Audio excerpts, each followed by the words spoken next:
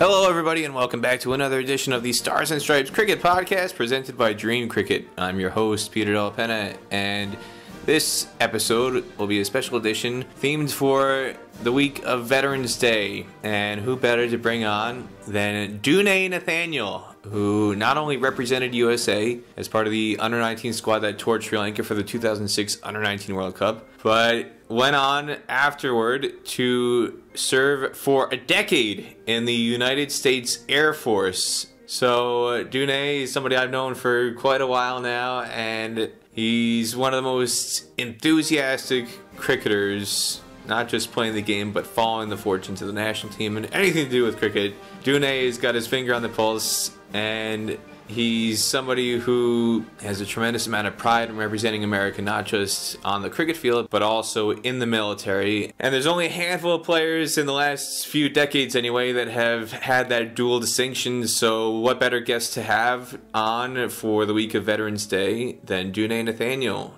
So we'll have that interview coming up shortly, but I want to remind everybody that the Stars and Stripes Cricket Podcast presented by Dream Cricket is also brought to you by Moosa Cricket Stadium, the first and original turf wicket facility in the state of Texas. For more information, call 713-534-2195. That's Moosa Cricket Stadium in Pearland, Texas.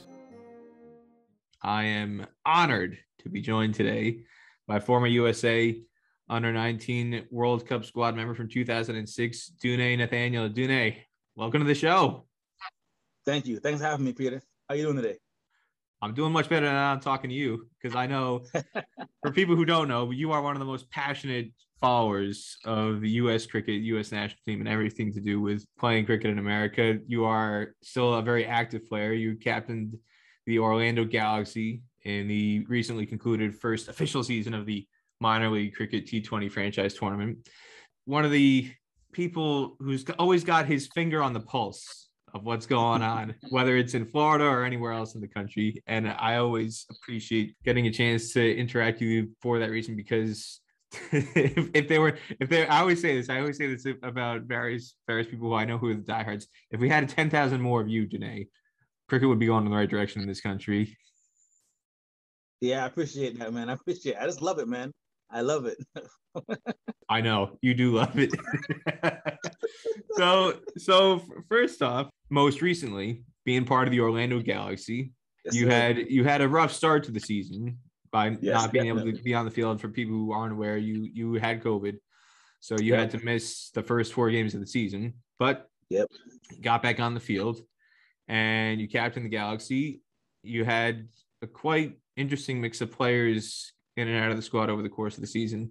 And I'm just curious, what was your analysis and what were your experiences like being part of the first official season of minor league cricket, especially captaining one of the sides? Yeah, so first of all, it was a great experience. I just want to say I had a good time. One of the best tournaments I've been to in a while. The MILC did a great job, I think, to get all the best players from around the country to participate and go out there and battle for a championship in America with that caliber and all that talent was pretty good. The Orlando Galaxy, I appreciate them for giving me the opportunity to represent them and also captain the team. And I think we had a good season. Majority of our players were local out of the Central Florida region. So that was a big plus. That was something we was aiming for, is to get all the guys from our area to go out there and get a chance to be seen so that people could know that, hey, look, there's talent all over Florida, not just in South Florida, because everybody thinks all the players in Florida come from South Florida. So that was one of the goals of the Atlanta Galaxy, to get exposure for the guys playing and to showcase some of our youngsters. As you see throughout the season, we had a 17-year-old and a couple of 18 years old on the squad. So that was the main goal. It was a great experience. Had a good time. First time captaining. It was a challenge, but I learned a lot. You know me, I love the game. So it's always great to be able to lead a team and to let them know, hey, look, you don't have to have a big name superstar on your team in order to win. You just need a good group of guys who love the sport and have chemistry and work together on the field. You work together on the field, you'll see great results. As you can see, we barely miss the playoffs. Barely. Now, you say you don't need any big name superstars, and most of the cricket is focused in Florida. Most of the attention, generally speaking, is paid to South Florida, not Central Florida. The guys in Orlando, the guys in Tampa get ignored. But one of the guys in terms of local cricket, who could be considered a superstar in terms of the context of American cricket. My boy, my guy. You know where I'm going right now. Tim Roy Allen. What happened? Where did he disappear to? Because he was supposed to be on the roster, and I show up the first weekend in Lauderhill, and I'm saying to Rahul Joshi, the owner, "Where's Tim Roy? Where did Tim Roy go? Who kidnapped Tim Roy? Where did he go? Did his wife kidnap him and order him to go back to killing bugs? Where did he go? Man, circumstances beyond his control. Put it that way. That's all I can say, man. I mean, to me and Tim Roy go way back, man. We're close. That's my boy. Once he heard about it and he said he was going to be a part of it, I was like, Timmy, me and you together, along with the local guys that we have, we are going to go all the way. I said, Timmy, this is the tournament that we've been waiting on, especially myself. I'm like, this is the tournament for us to go out there and show them, hey, look, let's take this home. Time comes around, no Timmy. So I'm going to leave it at that. Circumstances beyond his control. And that's pretty much it. You got to give him a phone call. What was bad for the opponents on the opposite side of the field for the Orlando Galaxy, not having to face Tim Roy, was also bad for the termite and pest control community in Central Florida because Tim Roy was on the loose killing bugs. Get out of the Terminator. He's the Terminator. Yep. Tim Roy, the Terminator. Him. Yep. Concrete bully. That's him. It would have been awesome though, man. Like everybody knows. Everybody, what he brings to the table. So you know. So let's see. Maybe we could work on him for next season. You gotta buy a couple tubes of Bengay for him because last time I talked to him, he said I'm getting kind of old. I'm getting a bit old. I don't know if I can make it back on the cricket field. I'm getting too old. Don't let Tim Roy fool you, man. Tim Roy is one of those guys that's he's talented and he's always fit. So don't let that fool you. If it's right, he'll be there. Trust me, If it makes sense, he'll be there. Put it that way. What was your favorite part of minor league cricket this first official season? And what would you say is one thing that you would want to see changed to be improved for next season? Oh, there's a lot of great moments. My favorite part, I would say my personal favorite part was when we beat Atlanta Fire in the second game. That was a great turning point because we were chasing, if I'm not mistaken, I think 60 runs in 8 overs against that team. It was not going to be an easy task. So winning that game, that really, really changed everything. Team chemistry-wise, management-wise, it's like, oh, look, guys, we're here. We can do this. Let's go out there and fight. We took down one of the big teams. Let's finish the season strong. So that was one of my favorite. The second one was in North Carolina, playing the game against Cardinals. We had our youngster play that game, and if I'm not mistaken, he got 3 wickets in that game.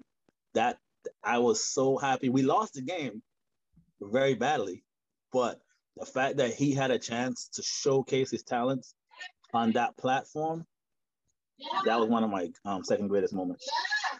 So you'll see it. What was your opinion in general of the Morrisville facility there at Church Street Park? Because it is a unique facility in the context of American cricket, for sure. Amazing, man. Amazing facility. I mean, I've seen it on Facebook. I've seen it on Instagram, social media. You always see it on the TV. But to actually be there and to see it live and to play there, amazing, top notch. One of the best facilities in the country, hands down. And the community. I've always heard you speak about, the community there, they love the sport. But to actually see it, you're not lying. They love their cricket out there. Oh my, everybody.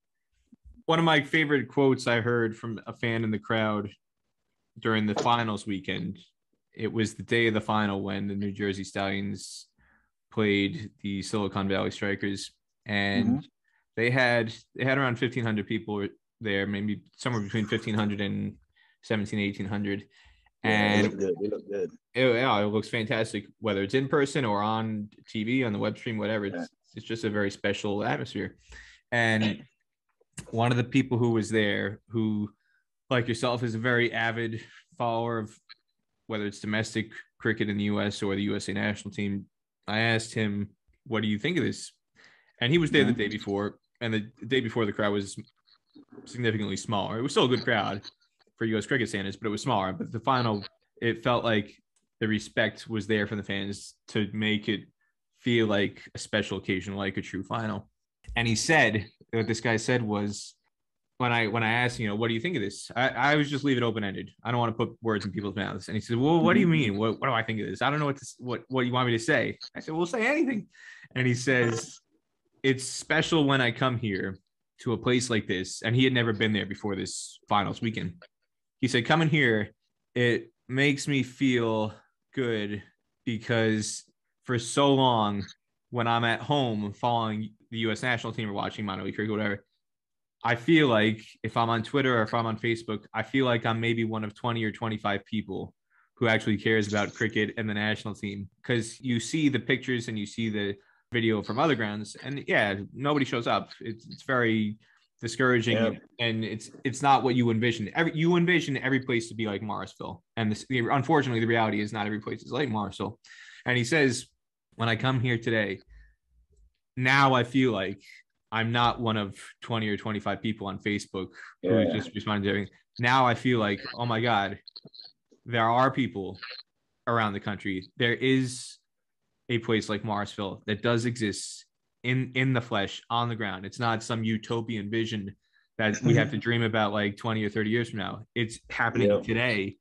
And he said it gives him hope that, hey, if this can happen in Morrisville, again, of all the places in America, not New York City, not San Francisco, not Dallas, not Houston, not Fort Lauderdale, Morrisville, tiny Morrisville, suburb of Raleigh, right? If this can happen in Morrisville, he's saying, why can't it happen in all those other places? Just say. And so it gives him hope, gives him optimism, gives him a renewed sense of purpose just as a fan. Again, this is somebody who was a fan. He's not an administrator. He's not a player.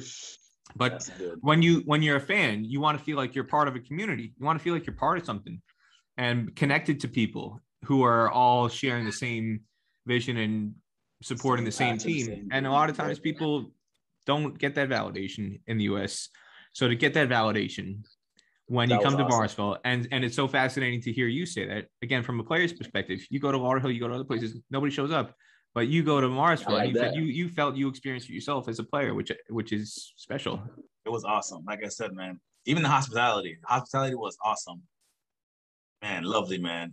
Field, pitch, umpires, everything. And they had kids there. You know what's crazy? The craziest part was seeing how many kids was out there running the boundaries, just as spectators, or they were there for the local clubs or whatever, but they were out there loving the game, cheering it on. So it was like, wow, what an atmosphere, man. And that's part of why they've got so much support, whether it's for Church Street Park getting that built or getting further facilities built in the pipeline. Another thing that's unique about Morrisville, like you said, kids, where and how our facility is going to get built in America. What municipality is going to support building new cricket fields and good cricket fields? If it's just a bunch of 40 and 50-year-old men coming out on a Saturday and Sunday, they're not going to do that. Nobody cares. You have to see return on your investment in the form of kids and families in the community getting involved. And that's, again, what makes Morrisville so successful as a model for other communities around the USA to take that blueprint and try and apply it to their own communities, because that's the vehicle and that's the model that's going to make cricket grow, whether it's from a playing standpoint, when you get kids involved and you get the playing numbers up starting at the youth level, or getting facilities built and constructed with municipal money instead of it being some rich benefactor that you're waiting to arrive and wave their magic wand and go into their pocket to build a facility out of their own. Breaking that curse. Yeah, exactly. So there's just so many good things. And I find it fascinating to hear your thoughts on it, since you got to experience it firsthand. Yeah, during the course. Awesome, man. It was awesome. It's like top five in the country for sure. Well, if you speak to the people in Morrisville, they'll tell you it's not top five, it's number one. Maybe top three. Number one. Man, I'll say top three. How about that? What are the other two that are better? I want to hear this.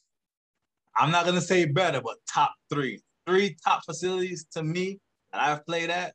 Me, in no particular order: Musa, Morrisville, and Prairie View. That's my opinion from playing at all of them. Those are my top three. And that tells overall. You, now, Fort Lauderdale is lovely. Don't get me wrong. Fort Lauderdale is lovely. And Woodley Park in LA, lovely. But I'm talking about just everything in general. Those are the top three combined. Well, it shows how spoiled Houston is that they have two very good facilities in the greater metropolitan area.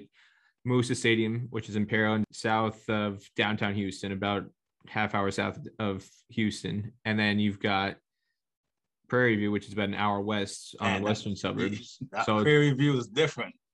They're very contrasting facilities, very different stylistically. Very different.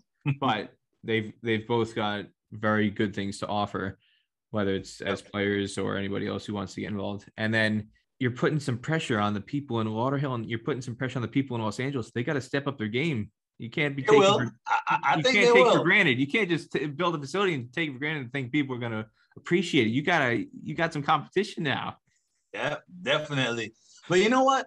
Whatever happened to the one that we were at for the ICC channel? What was that? Combines. Indianapolis. It's so sad. That would have been one as well. It was. I mean, at the time, 6 years ago. Oh yeah, I know what. I remember the story. I remember the mail was on here with you. I remember the story with that one. I mean, it's special. At the time, it was get there, and not just the field. This is something that a lot of people forget about. But you were there. You would know. It's not just the field and the wicket. The nets. I never forgot when me and Tim White came off the bus. We were like, "Wait, where are we again? What? This is here? Oh, I never heard about this." It was like, wait a minute, what? It's incredible. You had the field, but then the nets. You had 8 or 10 nets, a mix of turf and artificial. You had it wasn't just, and a lot of facilities in Morrisville. This is one fault I would say of Morrisville. If there is something that could be done in the future to enhance the facility or make it more closer to what you would see in other places overseas or like there was in Indianapolis, a lot of places in the U.S. that are that kind of top tier facilities. It's just the ground itself. You just got the ground, everything inside the boundary rope. Yeah. Indianapolis had the added benefit of you had practice facilities, turf wicket practice facilities dedicated off the wicket. You didn't have to have center wicket practice. You could have the guys in the nets working and stuff in the meantime. Yeah, I remember good stuff. And it's just a shame that the facility has been neglected and there hasn't really been any activity there in several years now. But maybe now with the minor league cricket, there could be some more incentive to push for that facility to be revived, because when it was in use, it was fantastic. Awesome. So, Danae, I want to go back for people who aren't aware of your story. You share many things in common with Hayden Walsh Jr. For people who are not aware, you are actually related. You are cousins. Yeah, that's my cousin. So Hayden Walsh Jr., like Hayden Walsh Jr., you were also born in the U.S. Virgin Islands. Mm-hmm. And like Hayden Walsh Jr., after being born in the Virgin Islands, you grew up in Antigua. So take us through how you got into cricket. Pretty much, I was born in St. Croix, U.S. Virgin Islands. And I was raised in Antigua, like you just said. So growing up in Antigua, we would play cricket, obviously, play cricket in the yard with your family and friends. I think I told you this before, but my uncle told my mom, hey, there's a Katy cricket camp down at the bus. I think you should send me and my little brother, Amar, because they're always playing cricket. He always sees us playing cricket. So she said, no problem. She signed us up. And we went down there and we played over there. You know, it was a little kit set. He had a whole bunch of legends over there. Kirkley Ambrose, he had Pernell Watley, Roxy Joseph. I mean, you name the list, they were all out there. And we were just playing out there and training. And we did that for a couple of years. And then we transitioned from kiddie cricket, where there was one coach at kiddie cricket. His name was Pernell Joseph, Roxy. He mentioned that there is practice for the older guys over at Factory, which is a ground headed out east. And once I went there, that was pretty much like, oh my goodness, look at all these players here playing, you know, the big boys. And from there on, it was a wrap.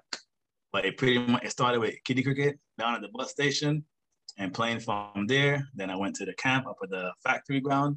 And from there, I did well enough to play for Antigua on 13, 15, and I actually was at trials on the 19 right before I moved to Americas. It was in my blood. I played for my school, Clay Hall Secondary School, played for them. We won a couple of championships, played on the 19 and on the 16 while I was there. And that was it for me, man. Cricket all day, every day. Cricket all day, every day. And I have a lot of family members who played cricket too, so it was easy. My dad played, uncle played, my cousin, famous surveyor, he played. He was just all around me, man. So action all day, every day. Now, in the past, when I did a previous interview way back when for Dream Cricket, you were quite shy about mentioning Richards. Didn't want nobody to know, man. That's how I was back then. I didn't want nobody to say, oh, he's using this to play this or whatever. I was wanting to make it on my talent only. That's just how my mentality was when I was younger coming up. And I was just like, I didn't want nobody to know. That slipped out. And then I was like, oh, shoots. Peter was like, wait, what? Now the cat's out of the bag. There's no going back. Yeah. So talk about that a little bit. I'm curious. You grew up in a small, tight-knit community in Antigua. And as part of that, your cousins, your relative, your family relations with Viv Richards. You have Hayden Walsh Jr. as another cousin, distant cousin. Yeah. And I know you spent some time going to his dad's technical academy, Hayden Walsh. Oh, man. Yes, how can I forget about that? Hayden Walsh Technical Cricket Academy. Amazing. That was every weekend religiously. We would go over there and we would practice. And that was another stepping stone. Richie Richardson, Hayden Walsh, his dad, rest in peace. It was awesome. He had all the kids from around the islands would meet up there. Who couldn't have transportation to make it would all meet up in the area, and he organized a bus and everything. And religiously every Saturday morning, it will be me and guess who? Adrian Gordon. Every weekend religiously going to the Hayden Walsh Technical Cricket Academy in Antigua. Yep. There's another guy. So for people who aren't aware of the people who aren't the diehards, Dune. Oh, they won't know who Adrian is. Adrian Gordon is another player who represented USA in 2010. Yeah. He played for USA as a fast bowler. You've got also, I want to say, I'm not 100%, Regis Burton. How well did you know Regis Burton? We're just USA close. I'm not 100% sure. We grew up together. I mean, from kids growing up together. I'm not 100% sure if we're related, but we might be cousins. But yeah, a lot of talent in the family. A lot of talent. Well, because he's related to Viv Richards. Mm-hmm. I think it's his uncle. Definitely then. So there you go. Everybody. So of all these people that you got to rub shoulders with, again, Regis Burton was a USA Under-19 player in 2010 who went to the World Cup in New Zealand 4 years after you went to Sri Lanka with USA. You mentioned Adrian Gordon, Hayden Walsh. You're a few years older than Hayden Walsh. You're 34 right now, so you're a couple years older than Hayden Walsh. But being around everybody who was at the academy, you mentioned Richie Richardson. Of all these people who you were around growing up, whether it was as coaches or as peers, who would you say is the most influential figure in your development as a cricketer? I mean, everybody's always influential because they all give you pointers, they all give you tips. I mean, they all try to help you as you go. But I always say that I think the main person that I'll always say, you know what, if it wasn't for this guy, I don't think I would be involved as much. I would have to go with my secondary school coach, Roxy Joseph. Colonel Joseph. He was the coach for our team in Clay Hall Secondary School in Antigua. And the 5 years that I was there, I learned a lot from him. Now, don't get me wrong, I learned a lot from everybody. So a lot of people in Antigua who helped me, coach me, tips. I mean, I learned from them all. Andy Roberts, you know what I mean, Richie Richardson, Ridley Jacobs, you name them. Dave Joseph, I learned from all of the guys over there. But the main person would be him. He saw something early, very, very early, and he stuck with me throughout. So I'd have to give him props. So you spend all this time growing up in Antigua. You said you were a member of the underage group squads for Antigua and Leeward Islands. But after a certain point, your part of the family decided to move to Florida. You were 16 years old when you moved to Florida. At that point, did you feel that cricket would still be possible, or what kind of knowledge did you have of the scale of cricket in America at that point in time? Zero. None. Me and my mom had a massive argument because I told her I'm not going to America. I say I'm staying here. I want to play for Antigua. I want to play Leeward Islands and hopefully play for West Indies. I say I don't want to go to college. I don't want to go overseas. I want to just stay here and play cricket. And that's after me. That year, I tried to put on the 19 team that year, at the recreation ground. I never forget. All the cricketers were down there. And I felt very good that I was going to make that squad to represent in the Leeward Islands tournament. And I got the news, hey, you're going to go to Florida. You're going to go to Orlando, Florida to get an education. And I'm like, what? I'm like, no. So I had no knowledge of cricket in America. I just felt like all my dreams were shattered. I'm 15 years old, and I'm like, I'm going to America for the first time. I don't know nobody here except my aunt. My life is over. And I moved to Florida. 2002, 2003? 2003, yes. I think it was summer 2003 is when I moved to Florida, yes. Summer 2003, I moved to Florida. But then, 3 years later, you find yourself on a plane going to Sri Lanka for the Under-19 World Cup. So take us through that journey from leaving Antigua and thinking the door has been shut on your cricket ambitions to then getting into the USA Under-19 team. How did that process evolve? So I moved to Florida in 2003. I ended up going back to school, trying to get better education. So I forgot about cricket pretty much. I was playing soccer. I picked up soccer. I played soccer and cricket back in the day. I said, you know what? I ain't playing no cricket. There's no cricket in here. Let me play soccer. I bet you I could do something with soccer. So I started playing soccer, and that was my pastime. School, soccer. What were you? What position were you? Oh, I was striker, center forward. I played center forward for Osceola High School. Yeah, Osceola High School in Kissimmee, Florida. Yeah, never forget. I had the red Kappa shoes on. That's me. I was really quick. Really quick. So it had maybe like a month and a half, 2 months after being here, I got a knock at the door. I'm my aunt's house. I live with my aunt. So I go to the door and I'm like, this guy has on cricket whites. I'm like, nah. I say, no way. So I say, hey man, you play cricket? His name was Dwayne Daniels. I say, hey, you play cricket? He's like, yeah. Why? You play? Bro, I was like, oh my God. I started running around the house. I'm like, no way. I was like, what the hell? I was like, what you mean? Of course I play. I'm like, they play cricket here in America? He's like, yeah. He's like, where you from? I said, Antigua. He said, me too. I said, what? No way. He's like, yeah, we have a game right now. You want to come play? Hell yes. I said, Aunt, can I go play? She's like, yeah, go ahead. That was it. Now, did you actually have any cricket kit with you? Did you leave all your kit behind? No, I had nothing. No cricket gears, no bat, nothing. I left everything home. I was done with cricket. There is no cricket in America. I've never heard of cricket in America. Basketball, football, that's it. No cricket. Baseball. This man said yes. Never forget. Caribbean Sports Club. Go over to the field at Tacker Avenue. Just back in the day. They gave me uniform, too big for me. I mean, I was a little kid, and they said, hey, go ahead. Let's see what you got. And that was it. I played, and they were like, holy moly, this guy's pretty good. And that was it.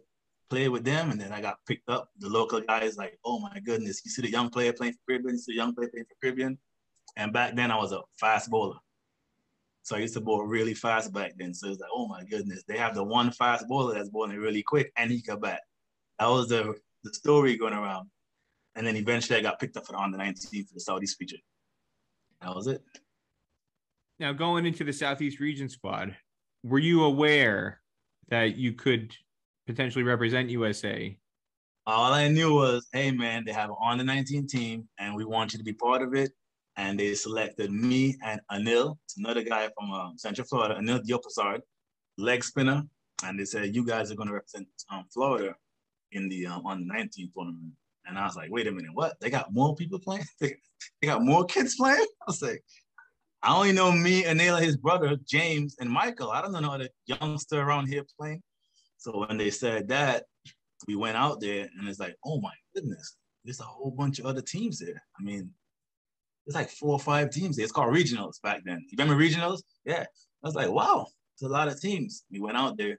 Now, this is fascinating to me to hear you kind of retell all this, because 2003, 2004, it sounds like it's not that long ago. It's only 17, 18 years. But in that time frame, the internet was still fairly young. Yeah. It wasn't like a common thing where you could just like you do nowadays, where you just Google everything. You just go on and find your nearest club, just enter, Orlando Cricket or, Central Florida Cricket League, whatever. I don't think that was the case at that point in time. So if you're not even aware of cricket locally, the concept of other kids playing in New York or Chicago or Los Angeles, that's like way, way, way beyond. So what was that experience like then, the first time going to a regional or a national under 19 tournament and seeing kids your age actually playing and competing for spots to get picked for the U.S. national team? It was crazy. First of all, I was in heaven just to find cricket here. And I was just thinking, I can't wait till next Sunday. Sunday, I got another game. So it was Sunday to Sunday. Then they say, hey, look, we want you to represent the region. Here you go. It's a bunch of you guys going to put a team together. You're going to go play. So we they announce the team and everything. And they say, hey, look, you have to go to, it was L.A., right? Never forget, Woodley Park. Love that. Love Woodley Park. So we go to LA. Then you meet some of these guys for the first time. Like, it's like, hey, these 16 guys, you guys are going to go represent the Southeast region. Here you go. You show up and you're like, hey, nice to meet you. What do you do? Oh, what do you do? That's like, what? Like, hey, what do you do? And I think our manager was Barney Jones, rest in peace. Remember Barney, selector. And then we had Nazir Charlie Javed as the manager. Those were the guys in charge. And we show up and, all the guys show up and we're there talking to each other. And they were like, who's this guy? They didn't really know who I was. So introduced myself and everything. And Barney's telling them, yo, this guy's fast, let him open the ball. And everybody's like, what? Like, we don't know who you are. So they ask everybody what they do. So I tell them, hey, my name is Jordan Daniel. I'm from Orlando. Fast bowler. I could bat a little bit. Pretty much it. So me and Anil, we're laughing because Anil knows, because I played him in the region. He already know what I could do. And we're looking around and seeing we get to the field, we're seeing other teams playing and everything. And we go, look at the pitch. And I'm like, man, they have a pitch here. The first thing I said, wait. I said, this is a pitch. So I look at him, I say, I'm going to kill somebody because this looks good. So we're laughing because all we're playing on is matting. You got to, back home, you roll a matting out and you got to nail it down and stretch it the right way. So that's all we know is that. So to get to LA and I'm like, oh my goodness, I haven't seen this since I was in Antigua. This is going to be great. Then they give me a kookaburra ball. Man, I'm like, what? Yo, 2 slips, 2 gully. Let's go. That's it. And I never forget. I bowled like the first 2 balls, and everybody was like, oh my God, who is this guy? And there was a wrap from there. That was it. Gone. Awesome tournament. 2 of the people you mentioned in there, Barney Jones and Charlie Javed. And Charlie. Again, for people who don't know, Barney Jones played for USA way back when and also was chairman of selectors for USA. Mm-hmm. And Charlie Javed is a former USA Cricket Association board member back in the USACA era, but also he had a very distinguished career for USA as a leg spinner. Leg spin, yeah. And so 2 prominent people in the context of U.S. cricket administration and U.S. cricket playing in history. But as a teenager, did you have any concept of this? Did you understand who you were dealing with or no? No, I don't know. I don't know anything. All I know is cricket. That's all I knew is cricket. I mean, it was like a case of like, did you have any idea, or were you even thinking that far ahead in terms of like, hey, if I impress these guys, these guys are connected to selection and administration, like I could be going places, or you were just playing to play? Listen, I was just happy to play cricket back then. I didn't know nothing about that stuff. I just said, let's go play. let's go have fun. Let's strategize. Let's just try to win this game. And Neil knew about like the other teams and stuff because he had played against them before. So Neil was here, obviously. He grew up here, so he played against them. So he would inform me like, hey, look, we got to watch out for New York. That was one of the things he kept saying. You got to watch out for New York. The other teams, they're all right. But New York, we got to watch out for them. That's when you got to show yourself, is what he was always saying throughout the tournament. So he had an idea of what was going on, but I was just happy to play. So you talk about New York. Was there a performance against New York or a performance against any other team specifically that you can think of that you felt vaulted you into contention heading into the 2005 Under-19 World Cup qualifier up in Canada? Definitely, because, I mean, that tournament, I ended up with the best bowler at the tournament. I think I had most wickets in the economy. I got like 3 wickets the first game, 4 here. I was getting wickets. It was nothing because the guys were scared. They were scared because I was bowling quick. But New York had some real talent. They had Herman Punu. Remember Punu? Punu, who, for people who don't know, Herman Punu went on to captain the USA Under-19 team. I believe he grew up in Guyana before coming over to the U.S. and settling in New York. And you had Akeem Dotson Akeem Dotson. Everybody know Akeem Dotson. You know what he does. Then you had William Perkins. A lot of people don't know that William Perkins was playing here. This was the great regret, I guess, for lack of a better word, that some people don't know about. You knew about it full well, but William Perkins. Oh yeah, spent an awful lot of time. That's all you kept hearing. Yeah, and that's another thing. And Neil kept telling me, "Yo, you gotta watch out for William Perkins. Watch out." And Barney's like, "Hey man, New York has William Perkins." And that's all you're hearing. I'm like, yo, who the hell is William Perkins? I'm like, bro, why is everybody freaking out for this one guy? And then you hear, oh, Perkins scored 100. Perkins scored 60. I'm like, okay. So that kept going around. I want to go back to Perkins. We'll get to Perkins a little bit more. There's a wider context a little bit further on I want to get to. But Perkins, William Perkins, who has played for the West Indies. A lot of people don't know he played a lot of developmental cricket in New York and New Jersey. And he was in the pipeline looking to potentially get picked for the USA Under-19 team. Peace. And he was a permanent resident. I think he still is a permanent resident. But he wound up doing well enough, essentially in the USA junior scene, to get picked for the West Indies Under-19 at the time of the World Cup. But at the time, you said he was playing for New York. So, taking on New York, those performances, would you say it was a performance against New York, or is there some other game specifically that you think really? That one was the highlight. But I had performances up until then. But that game was the highlight game because obviously everybody's like, yo, Saudis got Dunay, who's bowling quick, and New York has William Perkins. Nobody knows who Dunay is. Everybody knows who William Perkins is. They saw what I've been doing throughout the stages, and then boom, here we go. Finals, you have Southeast region versus New York. Neil's the captain of the team. We're strategizing and stuff, and Neil is like, hey man, today's the day. You know what you got to do. They got like 2 or 3 guys. We get some quick wickets. We're done, right? Perfect. Cool, no problem. We got a good solid team. We got a good bunch of guys from all over the country. We got Francis, we got Dean, and we got the guys from Atlanta. We got Tel. So we're like, yo, let's go out there. Teamwork, make it work. So I'm marking up my run, right? My run stays the same. I have a 10, 14, and a 16. I mark 10, I mark 14, I mark 16. Start off with the 10, 1 or 2 deliveries, make sure my line is correct. Then I'll work my way back to the 14, and depending on how I'm feeling, how the pitch is working, I'll give you the 16, right? I'm marking. I see William Perkins walking out with no helmet. I'm like, wait, it's like, what? So I go to Neil, and Neil, he not gonna wear a helmet? And Neil said, nah, bro. She's a big shot. I said, I'm gonna hit him, right? He said, hey, bro, do what you gotta do.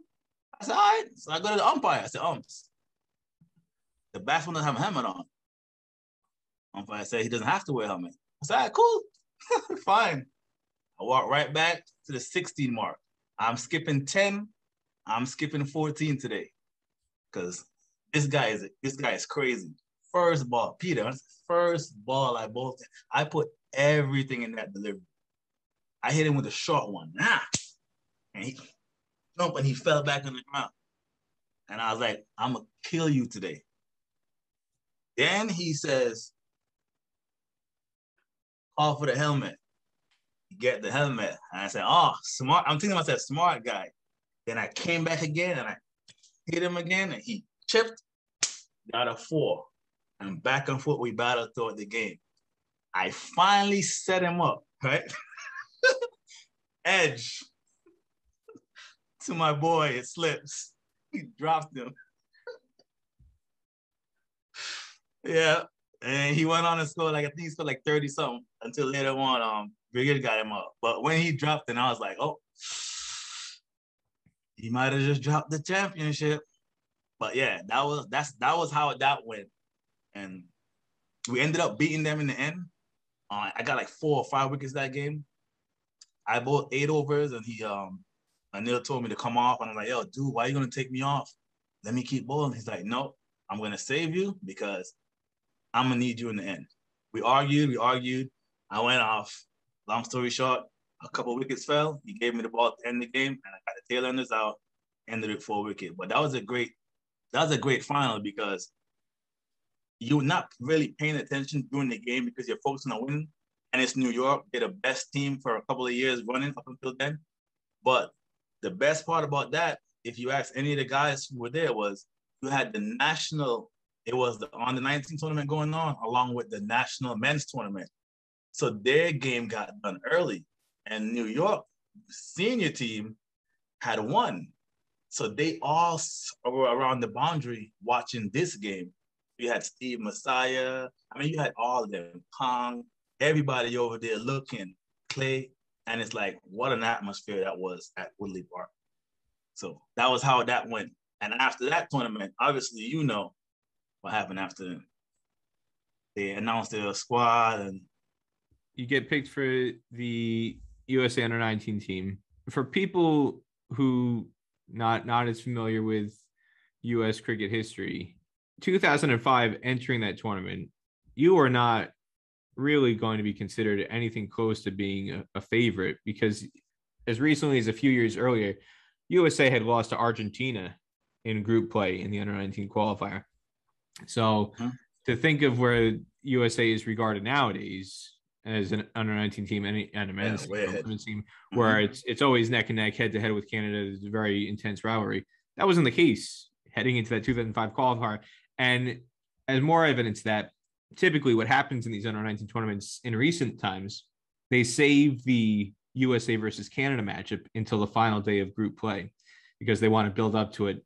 So USA might play Argentina early and Canada might play Argentina early and Cayman Islands or Bahamas or Argentina, whatever, and then Bermuda. And then you build up all this drama and this tension heading into the final day matchup. That 2005 tournament, you guys played Canada on the first day because that didn't exist. Yeah. It was just, hey, USA's showing up. They're not really going to be threatening. And on the opening day of the tournament, you guys stun Canada. You beat them by 39 runs. So take me back to the summer of 2005, August 2005.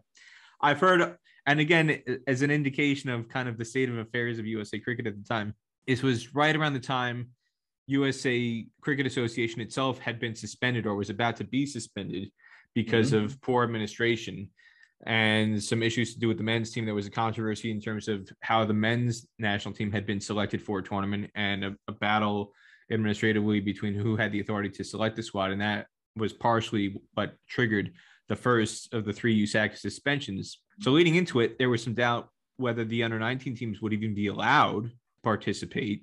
And then I heard, I don't know how true this is or not, but the uniforms didn't exactly arrive on time, where the uniforms that you did have, they were just like, they showed up on the morning of the first game. It was on the day of that. Everything was very, very last minute about how all of this was arranged because there was so much up in the air. Yeah, they weren't sure. They weren't 100% sure who was going to go. That's what it was. So you've got all this chaos and this uncertainty leading into it, so much unknown. And then you guys get the last minute word, you're going to be allowed to participate. And you go up there and not just participate, you beat Canada on the opening day. So take me through everything that was in the build-up, the lead-up, what was going on mentally in terms of the preparation and what you were being told and not being told in terms of what would be happening. And then to all that uncertainty to then go in and play the way you did, not just against Canada, but throughout the tournament to finish as champions. Take me through that whole experience. I put it this way. Back then, 16, 17 years old, 17, 18, whatever the age was back then.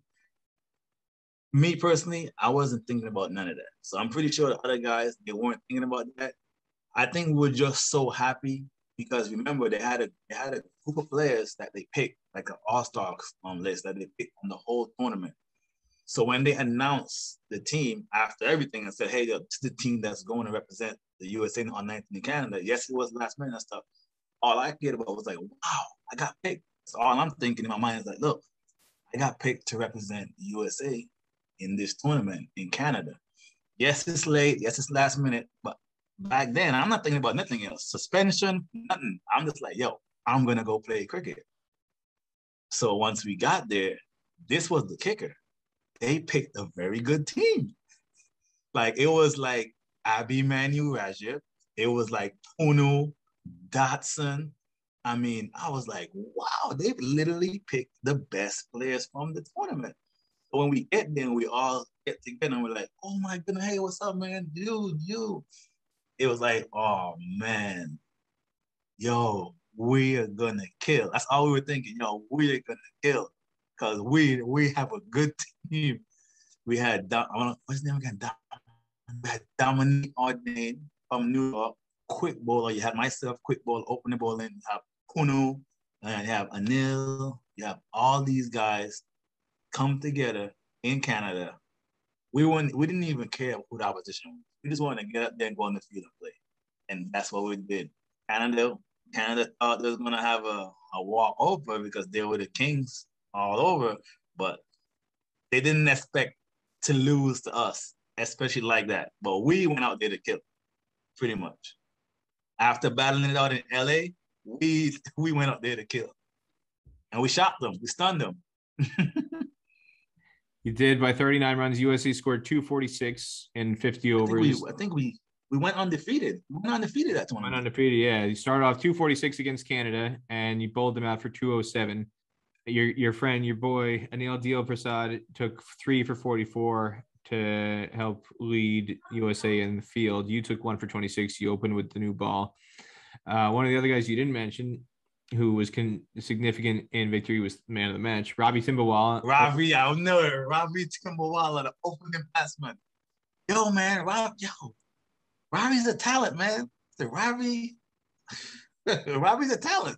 I forgot about him. He opened the batting. Yeah, opened the batting. Top scored with 67. Scored 67 in USA total, and that helped. And I think he may have been the youngest player in the squad. I think he was only 15 at the time. He was one of the youngest players, if not the youngest player in the team, because he was solid, considered a prodigy coming out of Los Angeles. Yes. So you qualify.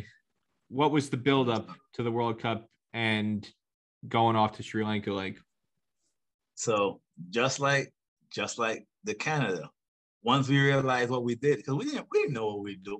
We just wanted to win. We're not thinking like, oh my goodness, we made it to the World Cup.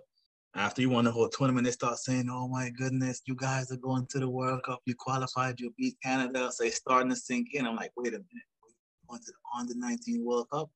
Yep. So that was crazy. Celebrating, like we can't believe what's going to happen. We get the letters. I still have my letter, the official letter from Selwyn Caesar back then. He sent you the letter. You got to give to your parents.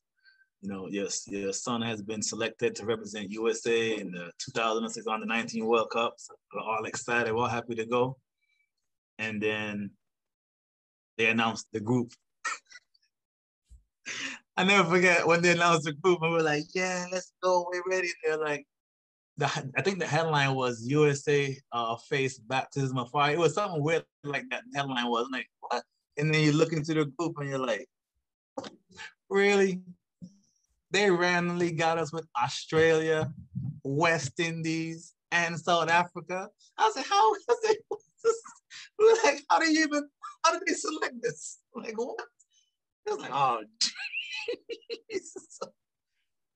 they put us in a rough group. So that had us thinking, we're like, oh my goodness, it's good for us to go out there and get exposure. But man, we're going up against the Giants. I mean, this is 2006. I mean, you know what West Indies had on their team. They had Pollard and they had Perkins, your boy, which we'll get back to. I mean, they had Gajendra Singh. I mean, they had Kemar Rowe. I mean, you name it. The team is packed. Sunil Narine. You had Sunil Narine. Everybody. Fletcher. I mean, Brooks. You name it, they were there. Australia had some talent too.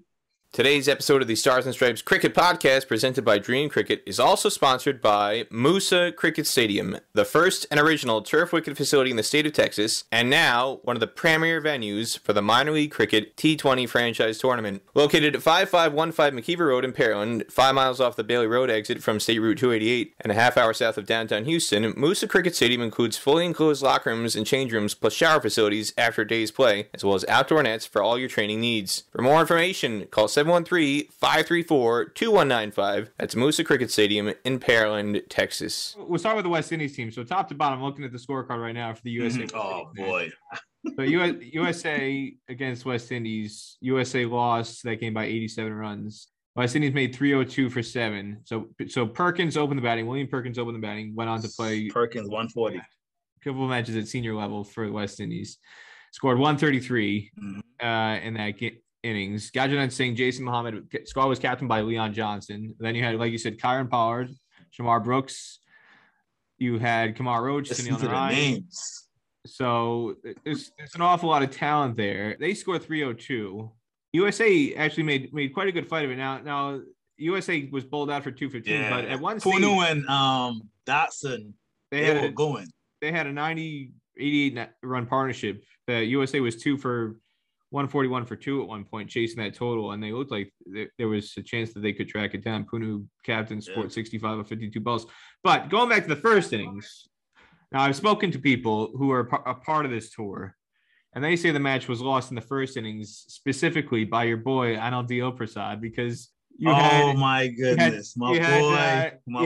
Aldane opening the bowling. My boy, West Indies were 8 for 2. Dominic Aldane, he was on fire. 2 quick wickets, bowling with a new ball, bowling rockets, and he bounces Perkins on 0. Perkins has yet to hit Perkins with the short ball. He bumps him. Shot. He bumps him. Went up in the air. And your boy Dio Prasad, what happened? I can see it right now. Dominique's on fire, man. Because Dominique is quick and he's nippy and he swings the ball both ways, in and out. Boom, boom, back to back. We're let's go. You know, we got him. All we gotta do is get a couple more wickets. Let's get into the tail, you know. Dominique comes. Because we know Perkins. Of course, Dominique knows Perkins because they play on the same team. They play in New York. So he already has in his mind what he's going to do at the game plan. He hits Perkins with the short ball. Perkins goes to the pull shot. He's late. Straight up in the air. My boy settles under it. And he put it down. Now, on a scale of 1 to 10, how easy was this chance? Look, everybody is different. Everybody catches different. So I don't know what he would tell you, but he put it down. Let's leave it that way. He put it down. And the rest is history. So dropped on 0, dropped on naught. William Perkins goes on to make 133. 140. Okay, 143, not out? 133 is what it says here on the scorecard. And 133 now. And everybody I talked to who was associated with the team says, man, if Anil had held on to that catch, everybody says they could have. They felt like they could have. We could have. They had some other batters to come, but it could have been a different ball game. Maybe they don't score 3-something. Maybe they score 200. You never know. Well, Gajendra Singh, who has recently made his USA senior team debut, he made 65. Yeah, he came in and he hit a bunch of sixes. What a guy. He hit 6 4s and 3 6s, so he helped give a boost at the end of the innings. Kyron Pollard came in right at the end. There was only a couple overs left, 11 off 6 balls, trying to hit some quick runs at the end there. Well, that was a monster, dude. Even back then, he was a monster. So that was who he came up against in the match against the West Indies. And then you have less than 24 hours to think about what just happened. You come up against South Africa under 19s. They were captained by Dean Elgar, and also featured Craig Kieswetter, who went on and had a very good career. Yep. Not a long career, but a good career, short but good career with England before he was forced to retire due to injury. I believe he had an eye injury. You had some pretty good players coming up against in the South Africa team, and almost a similar situation. You had South Africa 101 for 5 in the 27th over. So you got them halfway down. You're sniffing like, hey, you got a chance to bowl these guys out. Do something special here. And what happens? Dean Elgar scores 79 off 72, and Craig Kieswetter 80 off 66. They put on a 153-run partnership. You know, and I witnessed this in 2010 firsthand as well, where there wasn't an awful lot to separate the talent for the USA players versus the Test Nation players at that age. But what I noticed when I saw the USA in 2010, and almost identical, the USA played Australia and USA played South Africa in a group play in 2010 in New Zealand. What was the difference? It was the amount of repetition and the amount of opportunities these guys had to play, that they had just a little bit more experience, that when they got in those situations, they knew how to get out of them, and they knew how to dig their way out. 50 overs, whereas the USA guys struggled in that situation because they were not used to playing 50 over cricket. Nobody plays 50 over cricket in the US. And not only that, they play a lot of 50 over cricket for their age group in the countries, South Africa, West Indies, whereas we would only play with our local club teams on the weekend, and then we'll come together for the tournament and then go play. I mean, when you were coming, I mean, you knew Perkins, so obviously you weren't overawed by him. But some of these other guys you're coming up against, and in the Australia team, I'll just run through them quick. Way back when, I think some people might forget about it, but in 2006, Moses Henriques, he was already being anointed in 2006. They were going to fast track him into the Ashes squad for 2007. Oh yeah, and he was going to be future Australia Test captain, and he was going to be like a 100 Test player. He was like God. He was the guy at under 19 level. So he captained the Australia under 19 team. You had Matthew Wade opening the batting, Tom Cooper, who has since gone on to play for the Netherlands. He had Aaron Finch, David Warner, Ben Cutting. These are some heavyweights you guys were coming up against. You played very respectable. You held your own.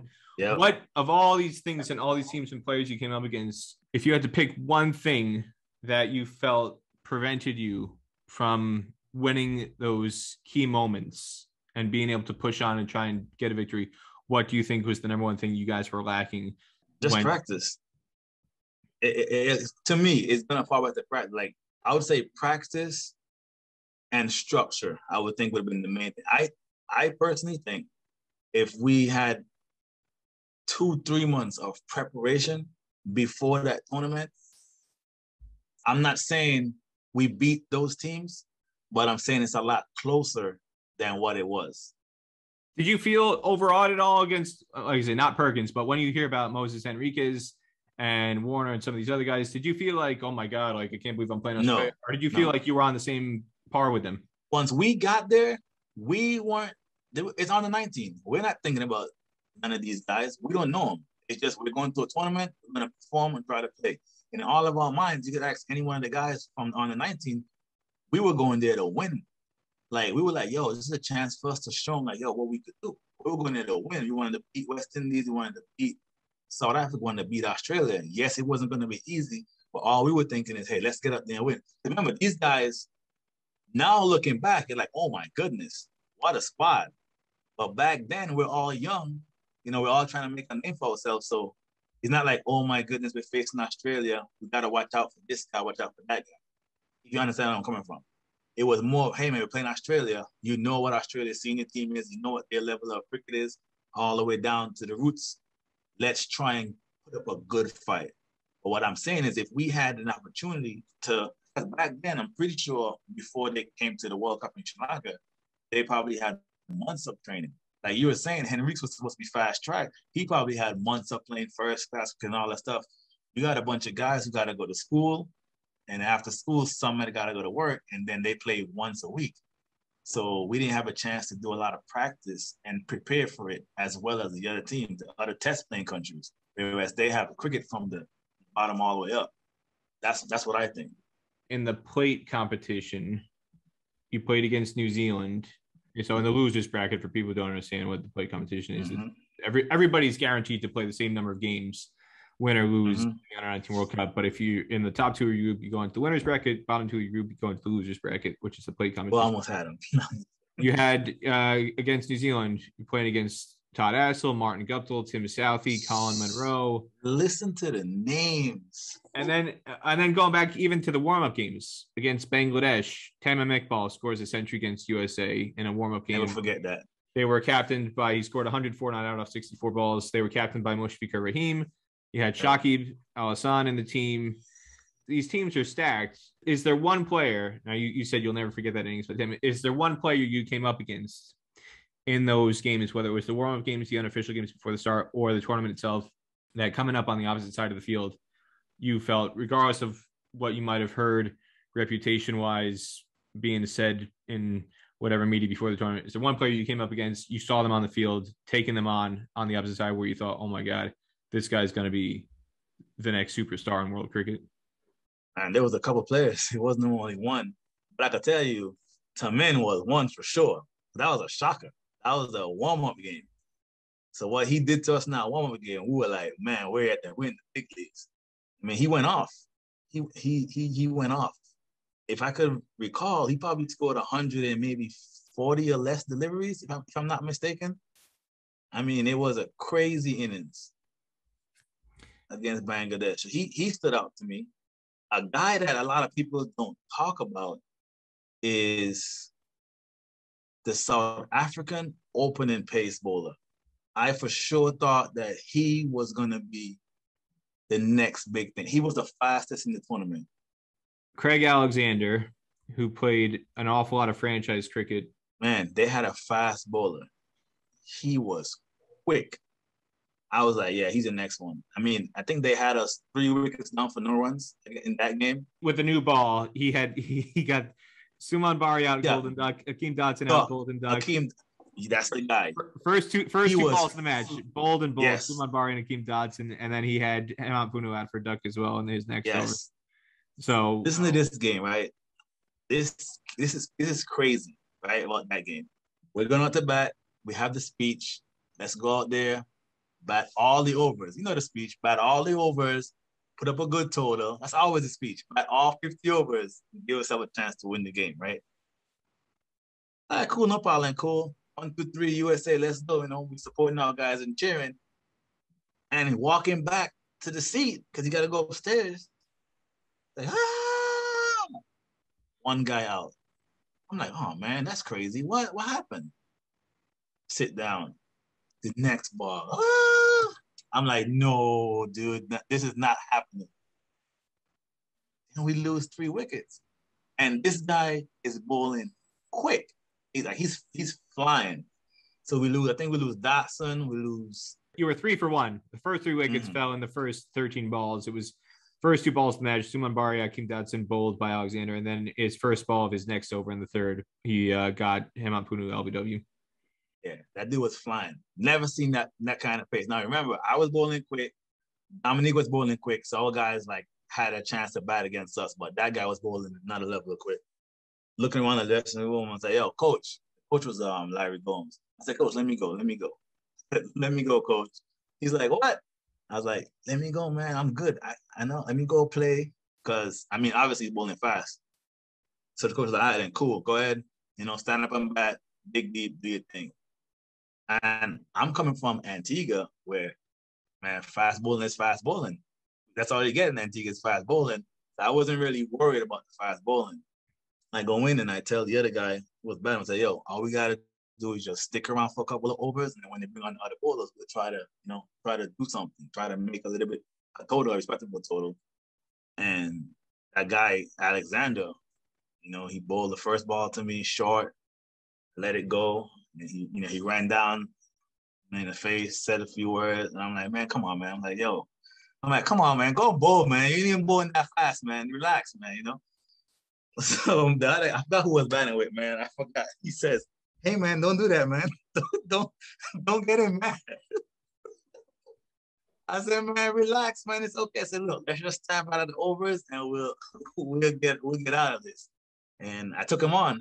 I took him on, got a couple of runs off of him, and they changed him. They brought us another bowler, a medium bowler, took a couple out of his over, and then the momentum kind of started to shift back our way. And then we dug in a little bit more, but we didn't end up scoring what we wanted to score. So they won that game. But he was a game changer. You top scored in that match for USA, 41 off 38 balls. Yeah. He had I out like a clown that game. 4 4s and 3 6s. LBW, right? I think I got LBW that game. It says you were bold. It says you were bold. Bold, yeah. Went to push the ball around instead of keep beating the ball. That was a mistake I made. But yeah, that was a good one. But yeah, those two guys, Tamin and that bowler. I don't know what happened to him, but I'm surprised. I mean, he was really quick, Peter. Really, really quick. What was if you had to pick one favorite part of that experience, what would you say was the best part, whether it was something on the field, off the field, just traveling around a stadium or teammate experience, anything you can think of? What would be your number one favorite part of that Under-19 World Cup experience in 2006? I think the best part of that World Cup for me was when we beat Namibia. Crazy game. To this day, I always say this, right? We played at Colombo Stadium, and the biggest 6 I have ever seen hit in my life, Romero Dean, he hit the bowler straight back over his head out of the park. Massive. I asked anybody from the 2019 World Cup about that shot that he hit. Then he got ran out the next ball. But he hit that 6, and it's not that he hit a big 6. It was a crucial 6 that brought us closer to winning that game. That was, I forgot about that. That was one of the craziest moments. He hit the bowler out of the stadium. But a lot of people don't remember. I think we came 12 out of 16 teams that tournament. We ended at 12, right? You guys chased down a target of 220 with an over to spare. It was close.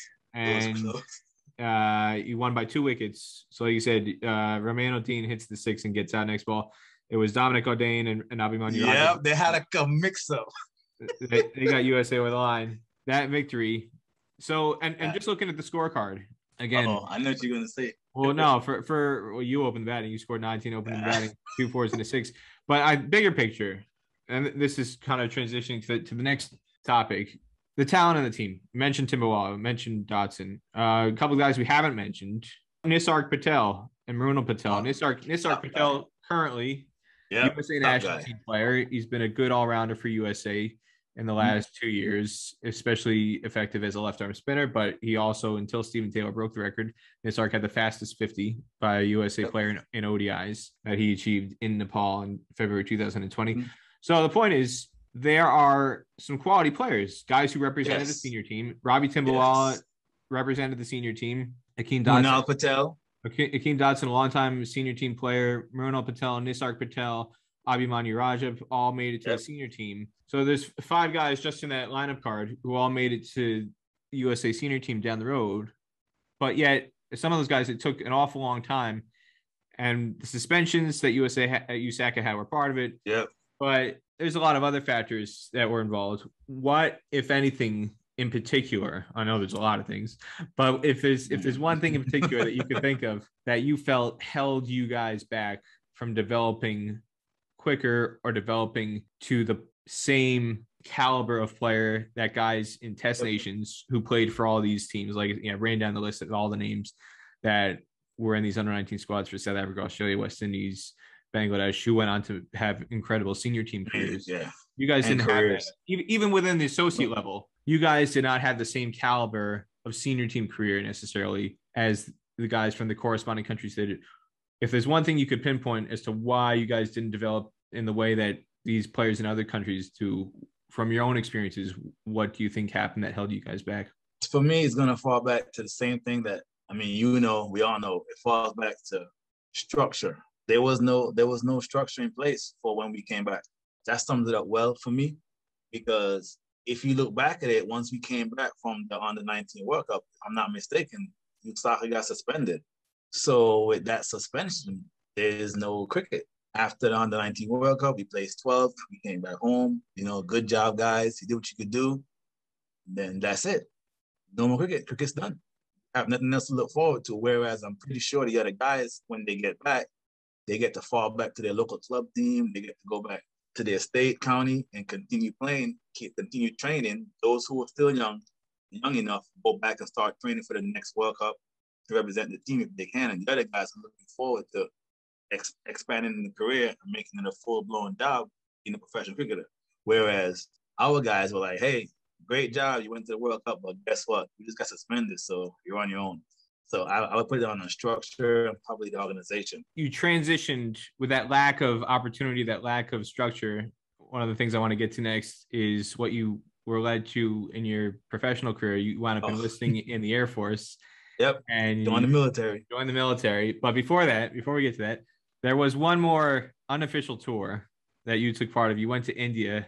And I have a question that was sent in by one of our Patreon subscribers, Patreon listeners, Amir Absoluddin, who is also a former USA national player. Oh, yes. Amir. Now, he has a question.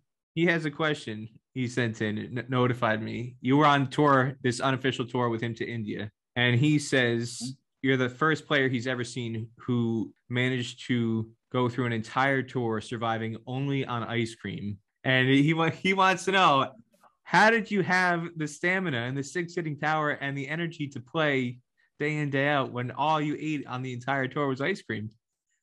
Hey, there's a story behind that, right? He's a clown for that. Tell him I said that. When we got to that tour, I was roommates with Roy Weeks, a very good cricketer from South Florida. Back in the day, he was one of the top batsmen, top all-rounder. I mean, he would score 100 every weekend.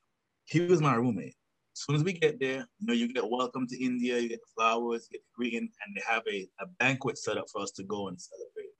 When I get there, there's a lot of food, smells good, rice and everything. And there's a whole bunch of different, choices to eat. So I'm like, I've never seen this before. It's my first time here in India. I've never seen, I was like, what is this? What is this green stuff? Chicken. What is that red stuff? Chicken. What is this orange stuff? Chicken. I'm like, okay.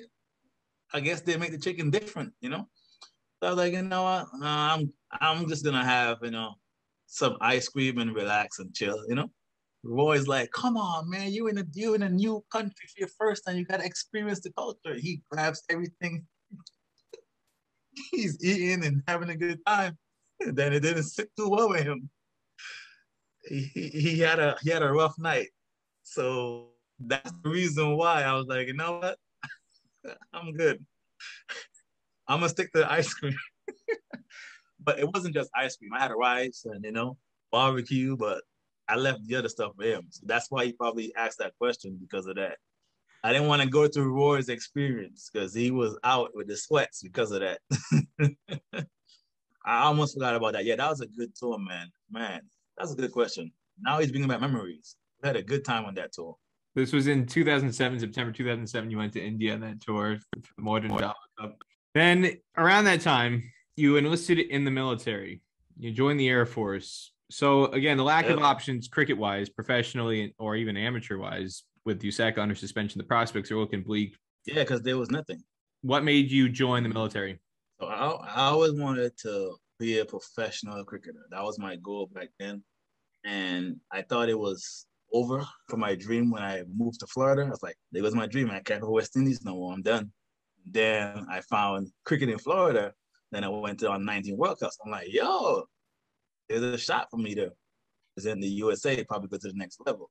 But like I said, once we came back from that tour, I think Usaka got suspended, and there was a whole bunch of stuff going on in the background when it comes to the organization, and there was no communication. Like, all communication was gone. I would keep calling, trying to figure out what's next, what's next for us. But it was nothing coming out. So I made a decision, man. I can't just sit around here getting older, waiting for this dream to come through. So I joined the service. When I spoke to the recruiter, and he broke it down to me, told me what it was, what it involves, and I joined the Air Force 2007. What made you join the Air Force specifically as opposed to joining the Army or the Navy? Because when I went to the recruiter's office. There was the Navy, Marines, Air Force, Coast Guard. They were all in one office, and I went to each one to stay where they were going to stay. I literally walked past the Air Force building. I went, talked to the guys over the Coast Guard, see what they had to say, spoke to the Navy, spoke to the Marines. And then finally, before I left, I stopped in the recruiter's office or the Air Force. Never forget, recruiter Sean Murphy. I just asked, hey, can you give me an explanation of why I should join the Air Force? How he broke it down, he said, pretty much, this is what I'm going to tell you. He said, there's a war going on, just throwing it out there. There's a war going on in Germany, right? The Marines are going to go in first, right? Navy is going to go on the coast and, survey. This is his analogy back then to me. And then the Army is going to go in behind the Marines. So he says, guess what we're going to do? I said, I don't know. I'm guessing you're going to tell me. He's like, well, we're going to probably go to maybe like Spain or something. And we're going to set up shop over there. And they're going to call us and say what they need. And we're going to fly over, drop it off, and come right back. That was it. I was like, I know what I'm going to join. That was it. That's pretty much it. That's all he told me. And that's how I joined. 10 years. I did 10 years in the Air Force. So you did 10 years in the Air Force. And what rank did you achieve by the time you left? Staff sergeant. Yep. Staff sergeant. And take me through from the start, where did you go for basic training? How extensive was that? And then I know you spent a significant amount of time at MacDill Air Force Base in whole career at MacDill. Okay. Yeah. Where did you go for basic training? And compared to your cricket experiences growing up, what was the hardest part of transitioning to life in the military? I went to basic training in Lackland Air Force Base, San Antonio, Texas. And that was 6 weeks, different, shock. I never forget the first time when I got everything was all good. You got the vouchers and everything, get something to eat. So on the plane, everybody's laughing, everybody's talking.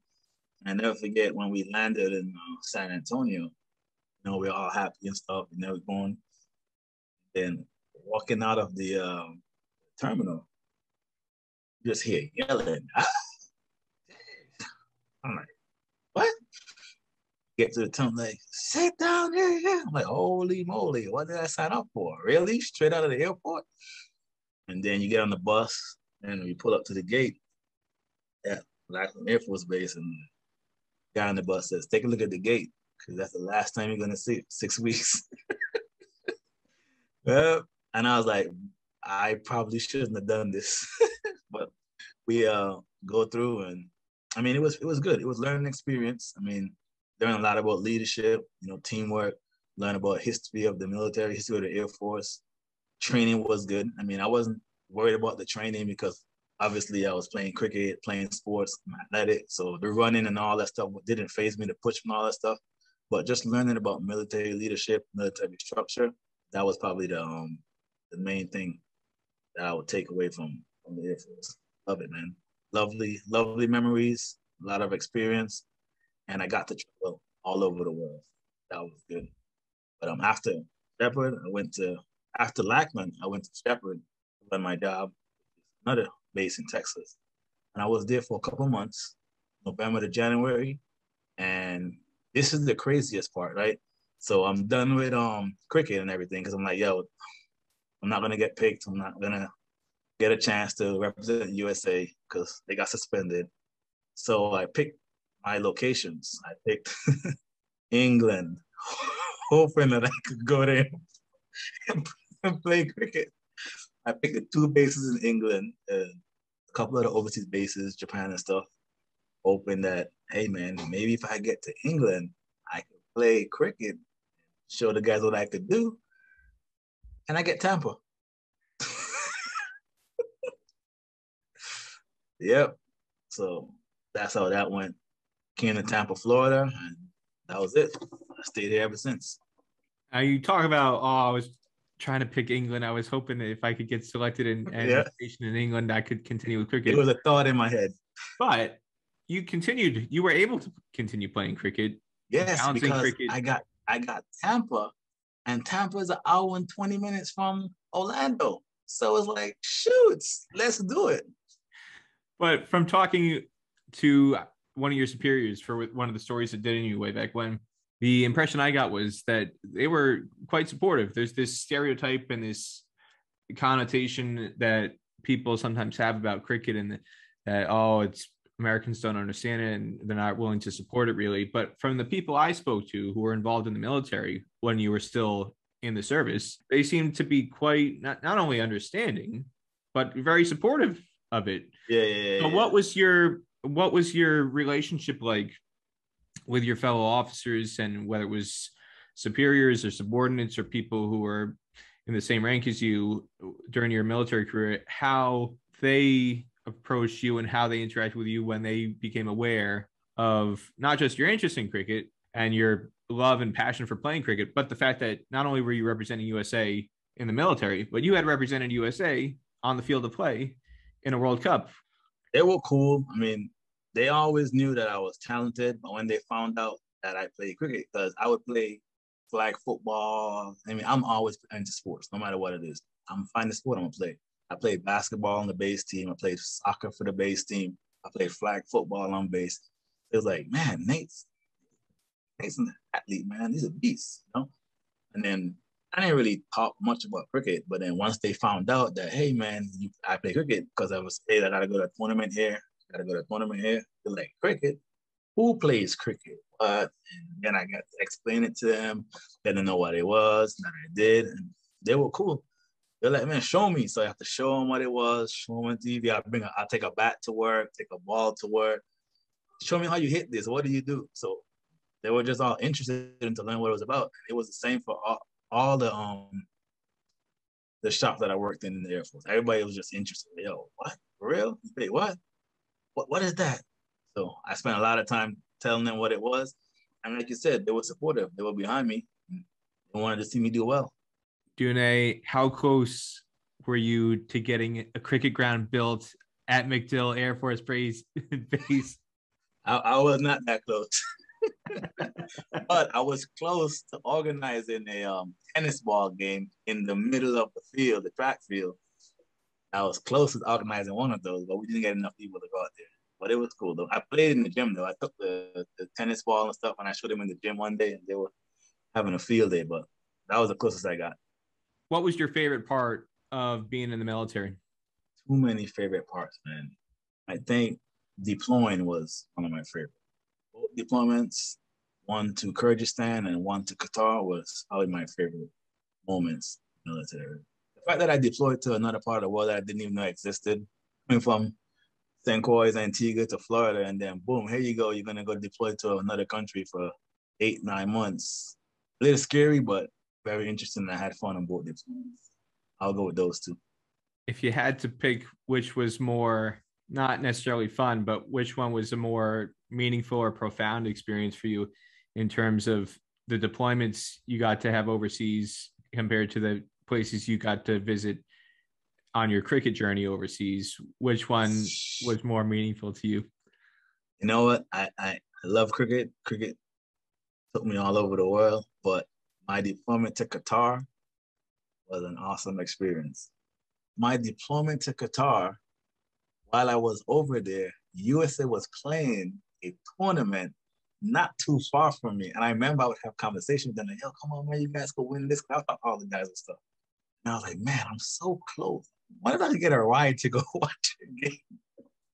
But that Qatar one was probably the best one. That was the best deployment. Met a lot of great people, still have a great friendship with them, and it was a great time. After 10 years, your time finishes. What was the thing that made you say, I've had a good time here, but I think I want to move on to something else and look to change careers?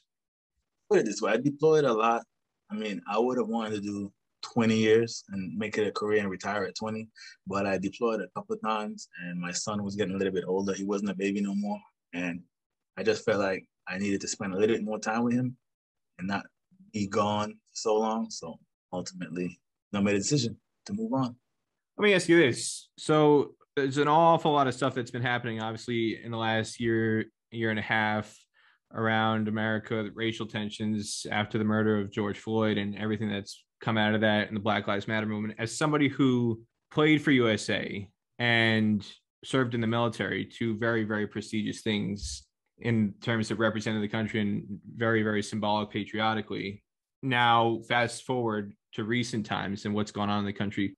As a Black man who, again, represented the country, how do you feel about the state of affairs in the country, and where do you see things going that need to change to help the country come back to be a bit more unified and heal? Yeah, that's a question. A question. I mean, I observe a lot. Obviously, a lot has happened, and everybody has their own opinion. Everybody has their own ideas of what needs to be done and what can get done. But for me personally, I'm not trying to be selfish or anything, but I think I just mainly focus on how I could become a better person.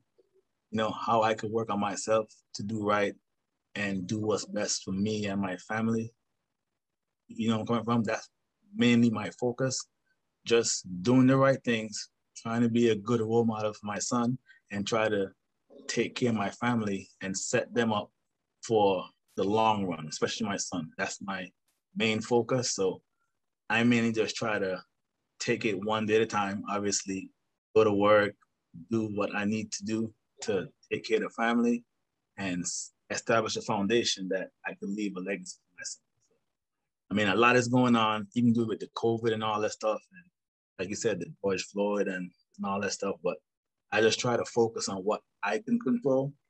And that's just my surroundings, my immediate family, who's around me. How do you feel about, I guess, America now, after having served in the military, in the context of what's gone on in recent years? Do you still feel a great source of pride having represented USA in both the ways that you did? Or yeah, definitely. Yeah, of course. I'm always feel pride. I'm always be proud. I mean, I did 10 years in the Air Force, and I had a great time. Like I said, I learned a lot. Learned a lot of valuable lessons. I mean, I got a wealth of knowledge from them. Learned leadership, structure, military. There's nothing else I can say about that. As far as representing the country, the USA, same thing. You know, I was proud to wear the colors. I'm still trying to wear it again. Let's throw that out there. I know we've talked about this a lot, but yeah, man, it was great. I mean, it's good to know that I was talented enough to make the list of players to represent the country, and I did it for Antigua in the youth level. I did it for USA in the youth level, and I couldn't be more proud. You sound like somebody who really loves the country. Yes, definitely. Proud American. What for you is the proudest part of being an American for you? Opportunity, man. The opportunity is here. You know, everybody always says, "Oh, go to America, you have an opportunity," and you're just like, "Oh, yeah," you know. Even back home, you're like, "Yeah," everybody says the same thing. But then when you actually get here, and you get to soak it all in. You're like, man, if I really work hard enough, I can actually do something. So I would say the opportunities here are endless, and I'm just happy that my mom forced me to come here in 2003. Now I can look back and say I'm happy, and you know, special shout outs to my aunt for taking me in, giving me another chance, and even Dwayne Daniels for showing me that there was cricket here. So that's how I'll look at it. Opportunities, man, it's here. It's here. It's the land of opportunity. It's been that way for 200, 300 plus years.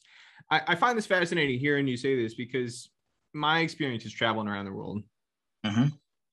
Talking to people who have traveled extensively, or who grew up somewhere else, and then they come to America.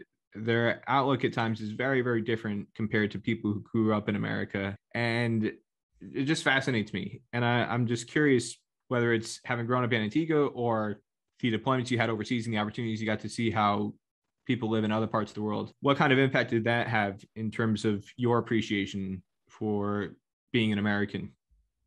It has impact, because when you go to different countries and come from the West Indies, coming from deployments and stuff, you get to see a different culture, different lifestyle. Even as cricketers traveling around the world, you get to see different places, like when they went to India or Sri Lanka. So you have an idea of, hey, man, this is how these people are living overseas, or this is how they're living here in the Caribbean. I know how I was raised. I know how I grew up in the Caribbean.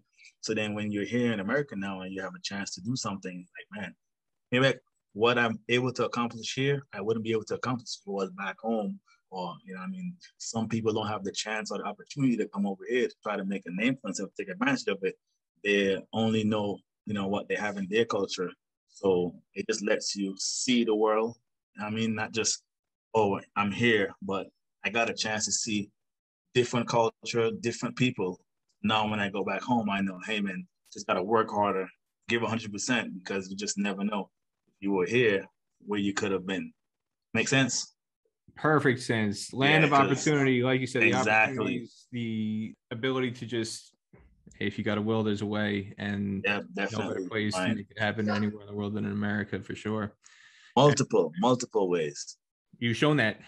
You've shown that time and time again with all the things that you've done to represent the country on and off the field, and it's tremendous to see and to hear you share those experiences. And I hope people who are watching and listening also get to appreciate the things that you've done and how you share them. Yep, good stuff. All right, Janae, time for the favorite 11. You know how it goes. 11 questions. Could be anything and everything. But before we get to that, I want to remind everybody that the Stars and Stripes Cricket Podcast is presented by Dream Cricket. Dream Cricket Pavilion Shop can help you fill all of your cricket kit requirements, from top-of-the-line English willow bats made by all the top manufacturers, as well as helmets, gloves, pads, jerseys, highlight DVDs, books, and more. Get 10% off all orders over $400 using coupon code DCUSA. That's DCUSA. Go to shop.dreamcricket.com to take advantage of that offer today. Dream Cricket Academy is located at 400 Apgar Drive in Somerset, New Jersey, just a mile off of exit 12 on Interstate 287. For more information, call 908-938-3787 or email cricket@dreamcricket.com. Janae Nathaniel, favorite 11. Sir, let's go. Here we go. Oh, your favorite roommate on any cricket tour? Anil. That's easy. Anil Diaprasad, my boy. He knows.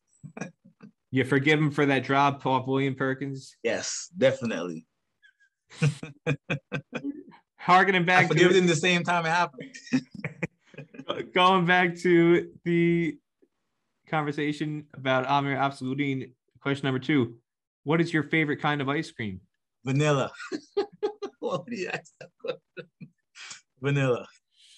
Your favorite city or favorite country you have toured, whether for cricket or in the military? I know you touched on a couple of them, but if you had to pick one city or one country in particular, what was your favorite touring destination as a representative of the USA?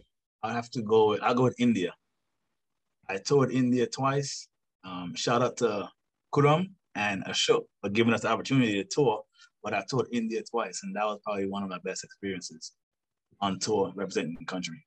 Your favorite cricket ground experience that you've had as a player or as a fan? And when I say that, I mean not just the quality of the pitches and the quality of the stadium facility, but the training facilities are available at the ground, the scenery, whether it's the scenery inside the ground or the scenery kind of in the background, outside the ground, the quality of the lunches, the teas, everything that goes into a cricket ground experience. What's your favorite cricket ground anywhere in the world?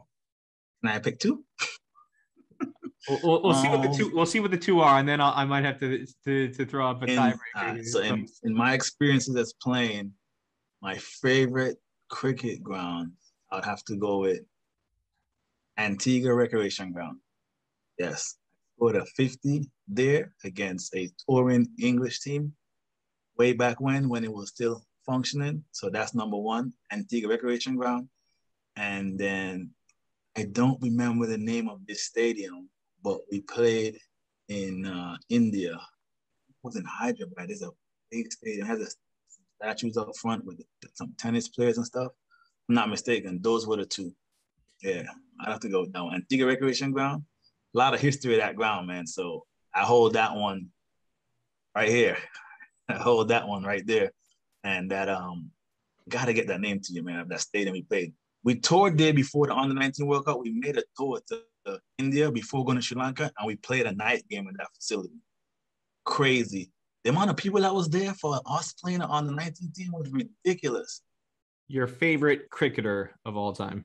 Can I pick 2? Again. I have 2, yes. I have 5. My favorite is going to be Viv Richards, man. A lot of people are gonna say this. I'll say your favorite non-relative, the favorite cricketer you're not related to. Chris Gayle. Chris Gayle is my guy. Everybody that knows me know I love Chris Gayle. That's my boy. Chris Gayle is my boy. Story about Chris Gayle, right?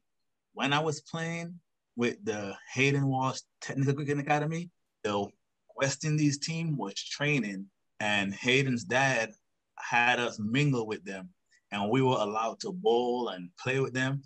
And it was Chris Gayle, it was Shandapal, Lara. I mean, this is way back when. And I had an opportunity to bowl at Chris Gayle. And I was already a fan of Chris Gayle because back then he wasn't the Chris Gayle that we know, the universe boss. Back then he was the stroke player, Chris Gayle, that his favorite shot was a square drive. A lot of people don't know that Chris Gayle early on was a top test batsman. He has a lot of test runs. Well, his favorite shot was the square drive. Well, he wears 333 on the back of his jersey for a reason. Yeah, well, I hope they know what that means. I hope they really understand what that means. So that was his shot. You know, he would just come out early on, no matter who was bowling early on in the innings, he'll get you that square drive. And I had a chance to bowl at him in the nets. And I bowled. He just blocked the ball, and it almost took me out. And I was like, I looked at Devon Thomas because he was there, and I said, did you see that? Like, he played a forward defense, and the ball almost broke my ankle. And I was sold from there. Chris Gayle, the best in the world. Your favorite non-cricket athlete of all time? Kobe Bryant, Mamba. Kobe. He's not cocky. He's confident. I love that. He always says, do not mistake my confidence for arrogance. Kobe Bryant, best ever. Love him. Rest in peace, Mamba. Your favorite place to eat out on tour? Any Chinese spot close by? any Chinese place. What's your go-to menu item? What's your go-to menu item at a Chinese restaurant then? General Tso all day. General Tso's chicken. Are you a Coke or a Pepsi guy? Coke. Sorry, Coke. It's the only way to go. You made the right choice. Oh, can't beat the real thing, Dune. Yeah, cool. Favorite pizza topping? Cheese. I'm a regular cheese pizza. That's it. That's cheese. Extra cheese. That's it. A proud member of the Kevin McAllister Cheese Pizza Club. Can't beat the original. Join the club. I love it. There's been a number of guests on the show who are proud, very proud members of the Kevin McAllister Cheese Pizza Club, and I'm glad to hear that you are a member of the club as well, Danae. Your favorite movie of all time? Oh my goodness, that's a hard question. You can't have one favorite movie at all time. Let me guess. You're gonna have two. You always got two for everything. I know, right? That's a tough one, but I'm gonna just throw out one that I really, really like. Shawshank Redemption. That's the one that I could watch anytime. So I'm gonna throw that out there. Shawshank Redemption.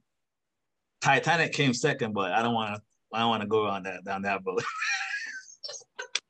I don't think anybody wants to go down on that boat, Dune. Yo, I'm talking about the Titanic. Though you had to watch 2 VHS tapes.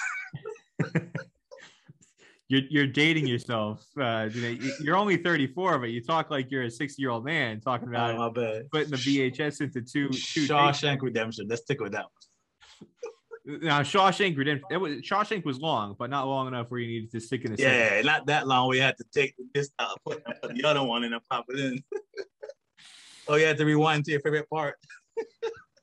Yeah, rewind it before you return it to Blockbuster Video, or else you get a fine. Yep. Hey, some of your followers might not even know what Blockbuster is, so be careful.